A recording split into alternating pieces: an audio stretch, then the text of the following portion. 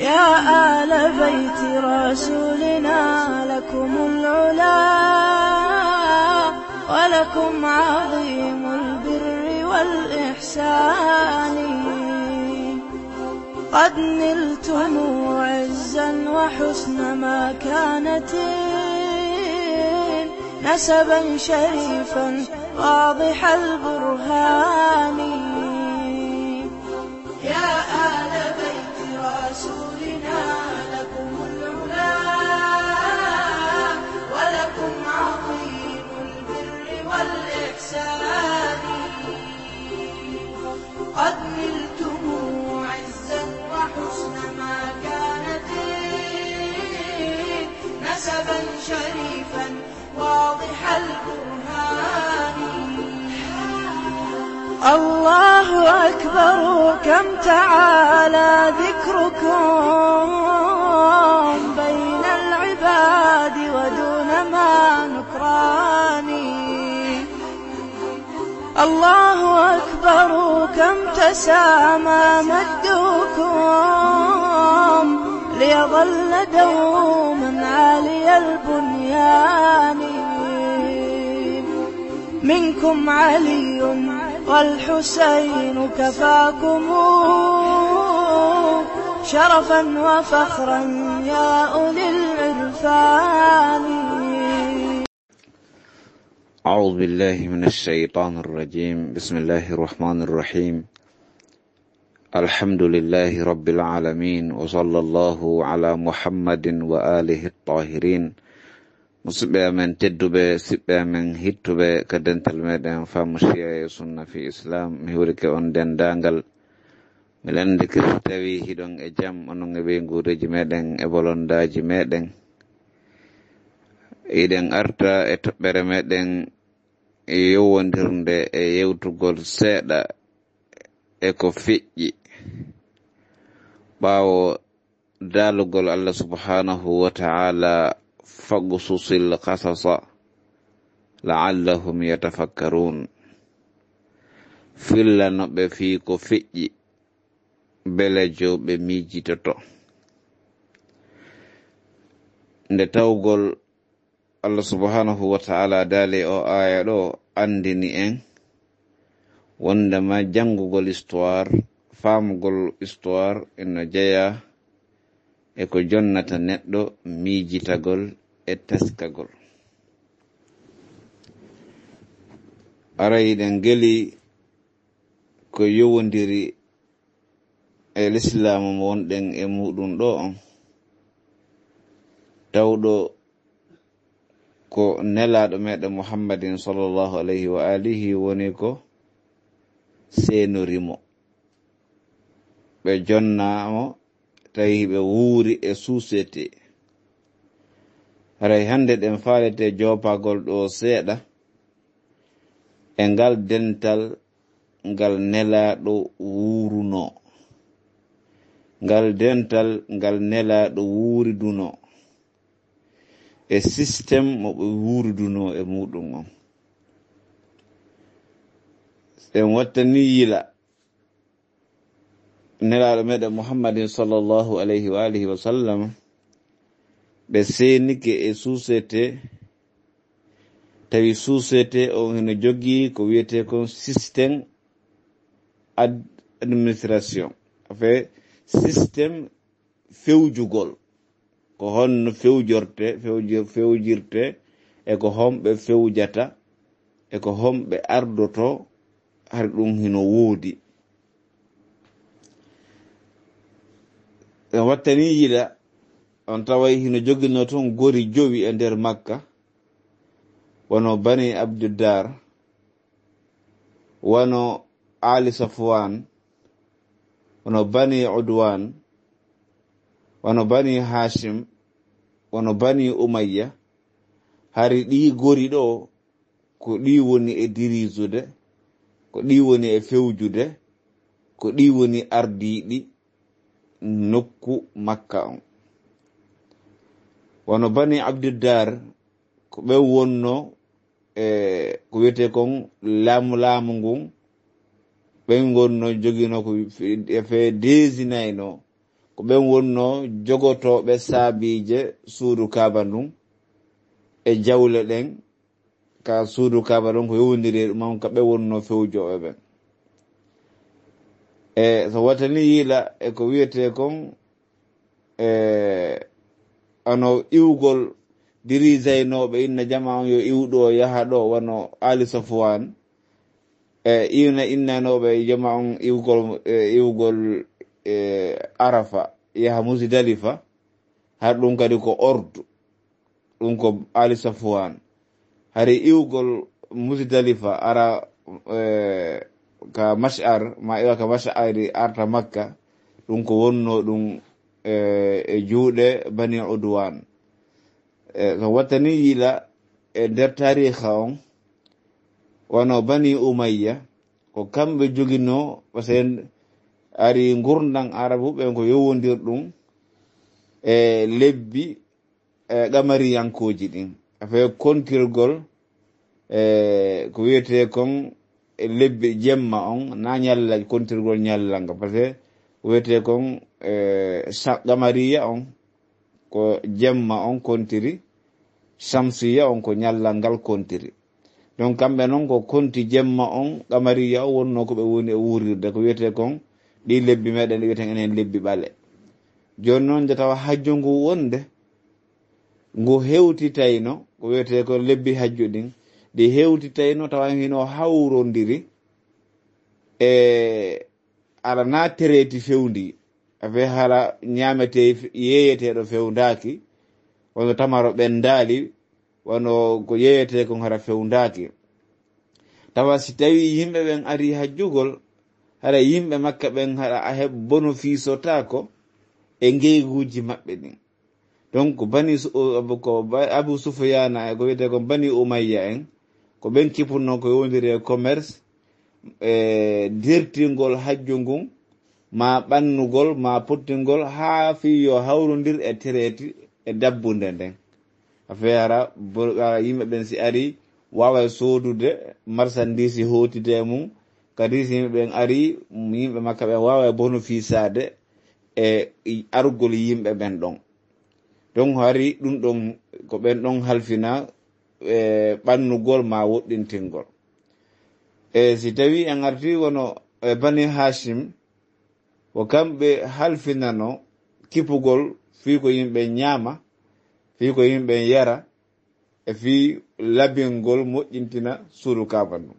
donc hari systéme administration hino woodi ɓeɗo hino senda ko ni yiɓe wurirno donc nelaɗo joni noon sen waɗi yiila e fewndo meɗen fewndo ɗo on wawa andude ko probléme honɗum woni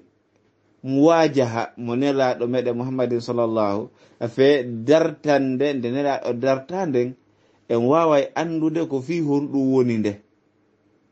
afe iɓe andi nelaɗo ko gonguɗo en ara yetugo fi mum ko nunɗuɗo ko holniɗo kono so tawi min hilan halfina poste anɗo jogui poste oɗo jogui poste si goɗɗo ari wi'i en onon ɗo fof ko on fus wonde hannen kadi ko min dirisata ɗiɗo fof taw sikku ɗum welay jaɓude taw sikku ɗum welay nande taw sikku ɗum welay absettude hono fewndo ɗo hino jeeya e probléme mo jogi ɗen ende tawi o wiyete ko leñol gotol hino faala wiide ko kañum tun woni jeylagine e hoore liƴƴi buy hino woodi joni noon sara ɗi poste ji ardago lagueno décentralisama wiyama fulɓe ɓen ko oɗo maninka ɓen ko oɗo soso ɓen ko oɗo forestier ko oɗo fe sindirama noon si goɗɗo aroyi siko pullo goto aroyi ma maninkajo goto ari ma soso goto aroyi o wi'i ɗi ko senduɗon ɗo fof onon ɗo fof na on anduɓe fi administration ko min andi ko min wawata dirisude ko ɗi poste ji ɗo fof haray yen jaɓan mo ɗum yen absettu ɗum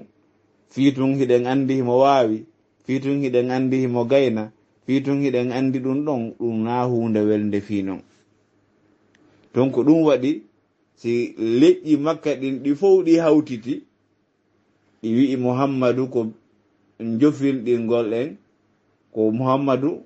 ko o holmanna golɗen ari donc ɓe tawi ɓe wata ƴabsettude so yimɓe leƴƴi makka ɗin fof fotti dardike woni kontor bani Hashim woni kontor nelaɗo wona innugol tun ko fi ko Allah imminoma ko Allah on ɓe falaka donc ko postuji maɓɓe ɗin ɓe wonno e hiwande ko ɗin ɓe wonno e hiwde ko ɗin ɓe wonno e reenude donc oɗo ko alhaali mo nelaɗo heɓi mo wajaha e muɗum tawgol Allah halfiniɓe sansugol ɗum ɗo fof tawa ko kamɓe wonta hoore ɓen ɗon fof wona sumetiɓe e yamiro e Allah subhanahu wa ta'ala donc Allah yeeti en ko heewi e ayaji alquran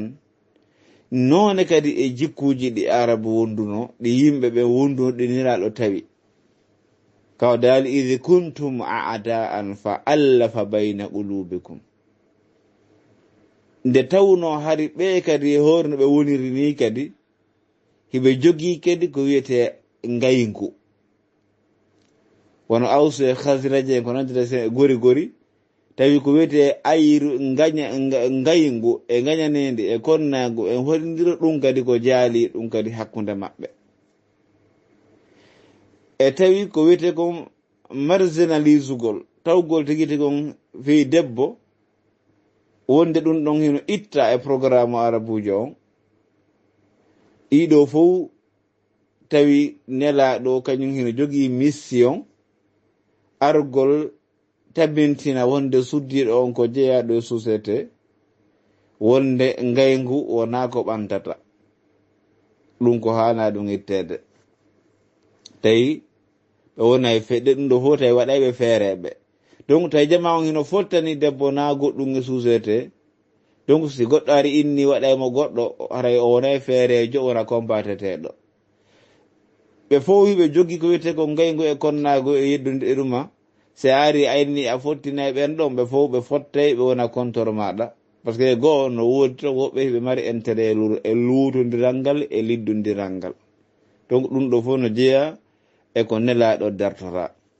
donc si en fa arti e makko goto e taalibaɓe nelaɗo meɗen Muhammadin sallllahu alayhi wa alihi ɗum le ko Ali ibn Abi Talib alayhi afdalu salatu azka taslim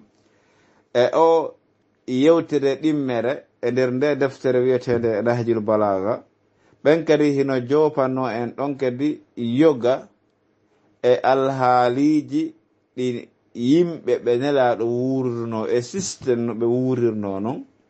en wawa e famude kadi ko société hombo ko dental hongal e nelaɗo tawno donc e yewtere go adi nden yewtere faaɗen jangude ɗo Imam Ali hiɓe yeeto en fi alhaali arabu telen ka komo yagal e humaki wondema inna allaha ba'atha muhammadan nadhiran lil alamin wa antum ma'ashara al arabi ala sharri dinin wa fi sharri darin ɓe maki ko Allah neli Muhammadu fi waajagol hulɓinira yiite weltinira aljanna tagore Allah nden fewndo ko tawata hari onon dental arabu ɓen hiɗon woni e ko ɓuri bonde e diinaji e ko ɓuri kanude e cuuɗi e fe na diina mo moƴƴi wona cuuɗi mo moƴƴi e maki munihuna bayna hijaratin khashinin ta'kuluna al-jashba wa tashrabuna al-kadira e maki wondema onon ɓe arabuɓe hakkenko e konnuna e komo yagal hari ko on wuuruɓe e hakkunde kaaƴe ñaaɗuɗe hari ko yahugol ko burure imma ko waɗugol tun yahugol hakkunde pelle hakkunde pete moƴƴi waɗa ɗum hoɗa ɗon defa ɗon haɗa ko si ndiyan adi ko ley feɗo ko sorgol ley fetere nden maɗum o si yehi ha ko guri geloɗi wona ƴettede fonte e waɗe suudu giya ñappire ko ɗum ɗon wonno gurdal ɗum ɗon no cuuɗi ɗin ɓe maki hiɗon wuuri e hakkunde pete ñaaɗuɗe, hiɗon ñaama ngiñe ñiri ndi ala maafe, hiɗon yara tuunuɗan. Wona ndiyan laaɓuɗan marɗon, wona ñaamete marɗo maafe jogiɗon, wona galleji moƴƴi jogiɗon. E hoore ɗum kadi ɓe yilti ɓe yeytade ngal fiidinaji maɓɓe ɗin, wonde bakkatu ko hunde nde kontaka goɗɗum ka moɗon, sanamu ko ɗum woni ko kontuɗon ko rewete ɗum. Ɓe sifiɗo e yewtureji buy andinayi ɗi en yimɓe ɓe nelaɗo nelano e muɗen ko alhaali honɗum e pinal, ko honɗum e position wonno ko ɓe jogii, ko ni wonno ko ɓe wuuriri. Donc e nde yewtere ɗo kadi ɓe maaki ahmaduhu istitimaman li ni'matihi, ko ni ɓe udditiri yewtere nden. ɓe maaki miɗo yetta Allah fii ɗaɓɓugol e jungo makko, fii toragol mo yo timminanan nemaji makko ɗin, yo timmin nemaji makko ɗin e dow an. donc yettugol Allah ko noon e ɗaɓɓugol ko woni e jungo Allah kon, ko noon e toragol Allah duumingol ko o jonnimo kon. Wa istislaman li izzatihi, ko noon kadi e ɗaɓɓugol e jungo Allah yo Allahu on okkumo jebbilanagol mangural Allah subhanahu wa ta'ala. Wasti'saman min ma'siyatihi, e ɗaɓɓugol yo Allahu okkumon jogagol hoore makko e ko jogotomo hiwa mo hara o yanali e yeddugol Allah. ɓe mako ɗum ɗo mi woni yettirde Allah, fe yettugol Allah ko ɗum ɗo jonnata. Go'o, toragol Allah yo nema yo Allah timmin nemaji ɗin. ɗiɗi, toragol Allah yo Allahu on okkumo jebbilagol. tati, toragol Allah yo Allahu on hiwmo e geddi. ɓe maki wa asta'inuhu, miɗo ɗaɓɓira kadi Allah ballal, ɗum kadi fi honnum faaqatan ila kifayatihi, haton ƴingol e yondinorgol Allah, eyo Allah yonanan. maki innahu la yadillu man hadahu, kala mo Allahu on fewni ala ko majjintamo. afe kala nanguɗo laawol ngol Allah waɗi peewal ngol, hay huunde o heɓata ko wawata o majjinde, wona jawdi, wona jiidi, wona jaahu, wona laamu, wona hay huunde ko o tawata himo wawa jokkude fi o accito laawol Allah subhanahu wa ta'ala. abara ko ngol ɗum ɓuranimo. wala ya ilu man aadahu, kala kadi accituɗo laawol ngol Allah waɗi ko fewire ngol, o waɗi ko Allah faalaka kon ha Allah añimo, ala ko wawatamo fewnude. wala yaftadiru man kafahu, kala yondinorɗo Allah, kala mo Allahu on yoni, on o wonta baaso, moye baasal pottotomo. fa innahu arjahu ma wuzina, jarnugol Allah e wallinorgol Allah ko ɗum ɓuri jiccinde e kala ko peesa kon. ɗaɓɓirgol Allah ballal si waɗama sengo, piiji ɗin fof waɗama sengo, ballal Allah ngal wona e peesungal. wa afdalu ma khuzina, ko ɗum ɓuri moƴƴude e ko mara kon. fe goɗɗo sina fala ɗaɓɓude magasin, yo ɗaɓɓu ballal Allah ngal o mara ton, ko ɗum ɓuri hittude. ɓe maki ha ɗo wa ashhadu alla ilaha illallah, piigi tati. ɓe yetti Allah, ɓe ɗaɓɓirimo ballal, ɓe seedi noon wondema ala reweteɗo e haqiqa e gonga, tawa nafa e rewɗo on, lorra mo rewali on ko hina Allah. shahadatan, seedewol, mumtahanan ikhlasuha, seɗangol, tesangol, temangol, ha heɓi ko laaɓi e maggol. fe ko laaɓi e maggal kon ko tesa ɗum seɗa ha laaɓi pos mu'taqadan musasuha ha nendi mum woni ko fiɓaka fondo natamassaku biha abadan ma abugana enen hiɗen jogito seedagol Allah ko goto seedagol Allah ko reweteɗo seedagol ala ko hina ko kanko hiɗen jogito ɗum hiɗen tama ɗum tanki Allah hino heddini en tanki hiɗen heddi haray hiɗen jogiti ɗum pooma wa naddakhiruha li ahawili ma yalqana hiɗen mara ɗum kadi hiɗen mara seedagol men Allah ko reweteɗo bala ko kanko ɗum woni reweteɗo hiɗen marana ɗum kadi sabu hulɓiniɗi ko Allah marani ko hawroyten e mum yeeso fe ñande hawroyɗen e malaikaru ndu tagira non hawroyɗen e yiyeɗen yiita no nge tagira non hawroyɗen e kala ko Allah hulɓiniri neɗɗanke on haray ɗen jogi wondema kala ko hina Allah ko tagu makko kala ko hina Allah na ko ella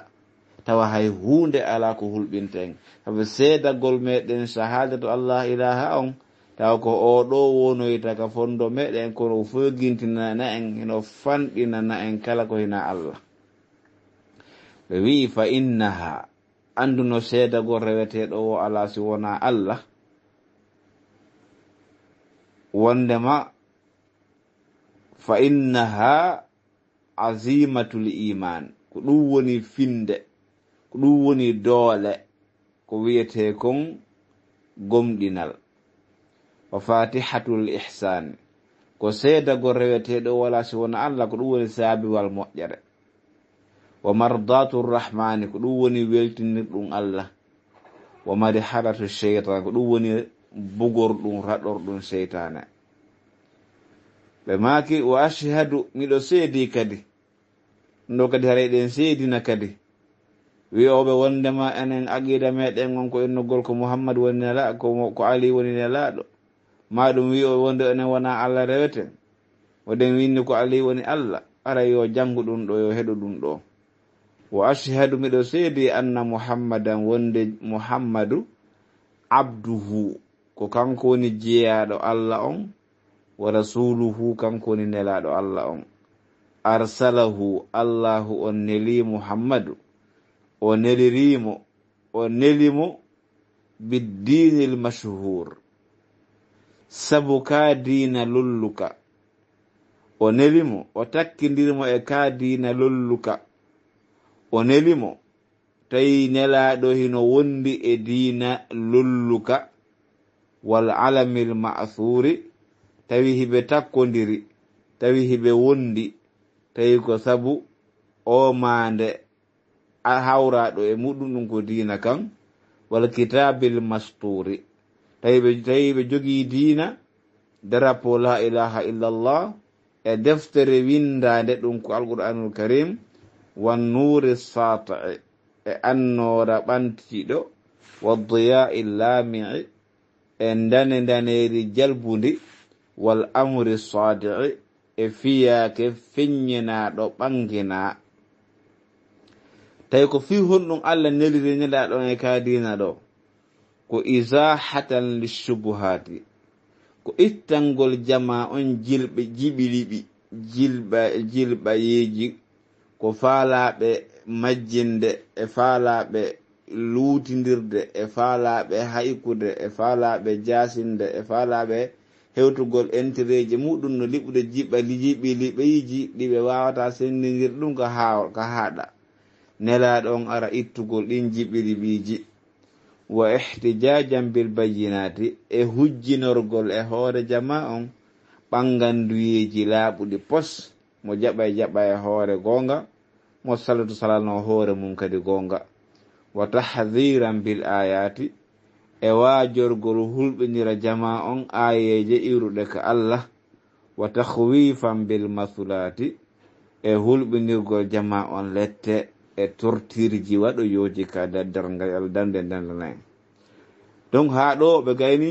daɗɗude yewtere maɓɓe nden e faala yewtude nden enen kadi nde faala ɗen yewtude ɗum ko andingol en ko homɓe nelaɗo nela e muɗum ko honno ɓen fewdorno honnum ɓe maaki wannasu fi fitanin tawi wawon ɗo ko wawul haaliya fi zamanin kana nnasu fi fitanin Allah neli nelaɗo on e yimɓe tawi fewndo on say yimɓe ɓen hino e fitina hino e jarrabuyeji hino e nder ndalle Allah yankoje in jazama fiha habluddini ɓoggol ko wiyete diina kon hari ɗum taƴi hari diina ala few wata za'ati sawaril yaqin ko wiyete tugale pellital gandal hari ɗum kadil ala ɗum yirbi diina ala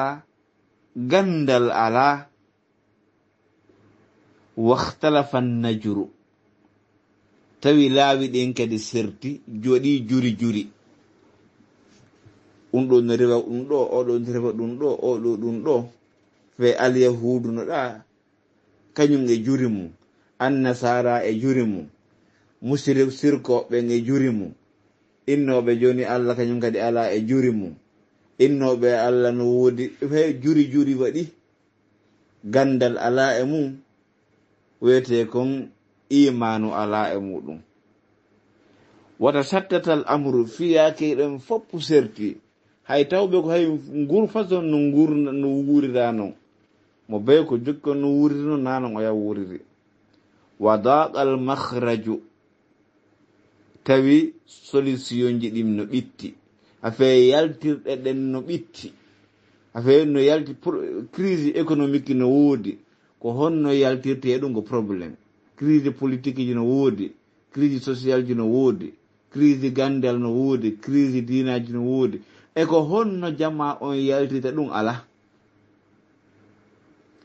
wa amiyal masdaru wonde source ka ɗum yaltirta ɗum kadi tawi wumi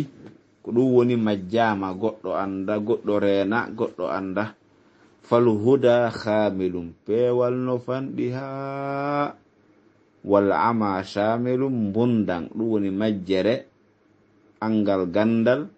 angal peewal ko ɗum woni ko huttiti ko ɗum woni ko anda ko ɗum woni ko jaali ko ɗum woni ko saaki arrahman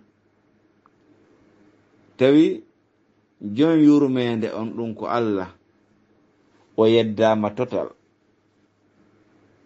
wa nusra shaytanu seytane wallama ko ni ko o alhaal ɗo Allah nelaɗo nela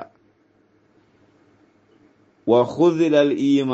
imanu on jasinama ha feƴƴite ha goɗɗo hersidi wi'ugo komi julɗo fanharati da'imuhu tugale ko wiyete imanu kon ɗum kadi yirbi watanakkarati ma'alimuhu mandeji yi'eteɗi ande ɗum ɗo ko dina ɗin kadi ɗi faynike ɗi faytike ɗi waylike ayita ɗum ɗo anda ko ɗo imanu woniri wa darasati subuluhu laawi reweteɗi imanu heɓo ɗum woni kiɗɗum goto yiɗa ko kiɗɗi wa affati shurukuhu laawi ɗi ñifi ɓe giite huɓɓaynoku tawe andete ɗo ɗum kadi ɗum woni ko kinaya ɗum ɗo ko yewtugol e wiigol fi ko wiyete diina wiyete gandal wiyete peewal ɗum ɗo wade fi mo muli ata'u shaytan ɓe ɗoftike seytane tawi ko seytane yiɓe wo ɓe waɗata fasalaku masalikahu ɓe jokki laawi seytane wa waradu manahilahu ɓe yari ñiddude seytane wa wati'atuhum bi adlafiha tawi wa bihim sarati a'lamuhu tawi joni ko kamɓe yimɓe wuruno e adonelade ɓen ko kamɓe seytane andirte fe kamɓe woni mande seytane nden sa yi ɓera yi seytane wa qama liwa'uhu ko kamɓe woni ma oni darapoji seytaane ɗin ɓe maki fi fitani dasatuhum bi azrafiha ɓe hino e caɗele e daasiɓe caɗele ɗen daasiriɓe kormo e ko wiyete kon kormoje muɗum ɗen wa wasi'atuhum bi azrafiha ɗum yaaɓiriɓe ko wiyete kon kormoje ko wiyete kon ɗo ko kinaya afe ngeloba ma ko wiyete kon nagge ne jogi koyɗe mabba on wiyete bi akhfafiha azlafu on ko kormo hoy ko wiyete kon paɗe maɓɓe wiyete kon sen indikina say a hoññi holsere an wala no way ɗon way o paɗum ko ɗum ɗon tippata ka leydi ko ɗum wiyete zilfo donc ɗum woni ɓe woni ley nambaraji ɗin probléme ji ɗin woni e hoore maɓɓe a imma gollon ko probléme wa qamati ala sanabikiha fahum fiha taihuna tawi yimɓe ɓen ɓe woni e o situation ɗo ko wembiɓe hairuna jahiluna ko majjuɓe wembiɓe maftununa jarribaɓe fi khayri darin ɓe non hino woni e ndu suudu Allah hormantendu ɓe woni e ndi leydi makka teddundi ɓe wondi e ɗi nemaji Allah wa sharri jirani kono ɓe woni ɓurɓe bonde kawtal feyi ɓe woni ɓe kawtiri suudu Allah hormantendu ɓe jogii ɗi sifaji ɗo nawmuhum suhudun wa kuhuluhum dumu ɗoyɗi maɓɓe ɗin ko hiirugol e kaleji maɓɓe ɗin ko honnum ɓe labbinireno gita maɓɓe ɗen ko gonɗi ñande wo kaari no warana ñande wo jawdi no jatta ñande wo kaari ko gonɗi woni kale maɓɓe on liini maɓɓe on bi ardin alimuha muljamun tawi ɓe kadi hino wuuri e leydi gando ka leydi ton wiyeteɗo hino andi on lagambal hino ukkaka hunduko makko si o wowli ɓe seekay ko fe tawi haysiɗa andi a suusata wowlude ko anduɗa kon gando kontaka no gandu suusata wowlude ko andi kon wa jahiluha mukarramu tawi majjuɗo ka leydi ton ko on woni tedduɗo ko on woni immanteɗo fe ko majjuɓe ɓen woni goɗɗo ko gando on woni liɓaɗo fi muɗum ko e ndi leydi koye ɓe yimɓe nelaɗo meɗen muhammadin sallallahu alayhi wa alihi nela tawi non joni gando nayo wowlu neyaɗo ko gando tawi non joni nela diina andaka nelaɗo ko diina addi imanu ala ko ɗum ɓe addi gandal ala ko ɗum ɓe addi fe ko ɓe addi kon fop ko nelaɗo nelira addi kon fof tawi ko contraire ɗum ɗon woni ka leydi tawi ko yiite harino ɗon e ndiyan ari ko imma ndiyan ɗan wuula wona kañum kaɗa wona yiite ma ɗum ɗan ɗannina yiite ngen wona ko ɗin ɗiɗi kon ɗi wata tummodirta ndiyan ɗan wulata yiite ngen ɗantako donc ɗum waɗi tawi ko be affrontement waɗa ko be ɓe darte ko be ɓe añe ko be ɓe raɗe ɗum ko o situation ɗo woni ko nelaɗo meɗen muhammadin sallllahu alayhi wa alihi wuuri ko ɓeɗo ɓe wuuridi ko ɓeɗo ɓe ari changegol e o comportement ɗo adda ɓe e annore islamu donc haray ɗum ɗo fof ko jonnata en ko wondema enen wuurɓe fewndo ɗo haray en jogaki feccere mo anate sonja e sattende e caɗele ko nelaɗo meɗen muhammadin sallllahu alayhi wa alihi wa sallam wuuriduno donc si tawi tun en immanike mission meɗen on haray en waway resisude kono ko be anden ko be wakkilo ɗen ko be muño ɗen haray ko wiyete annasru halifu lana inchallah. Wassalamu alaikum wa rahmatullahi wa barakatuh. يا آل بيت رسولنا لكم العلا ولكم عظيم البر والإحسان قد نلتم عزا وحسن مكانة نسبا شريفا واضح البرهان يا آل بيت رسولنا لكم العلا ولكم عظيم البر والإحسان قد نلتم عزا وحسن مكانة نسبا شريفا واضح البرهان الله أكبر كم تعالى ذكركم بين العباد ودون ما نكران الله أكبر كم تسامى مجدكم ليظل دوما عالي البنيان منكم علي والحسين كفاكم شرفا وفخرا يا أولي العرفان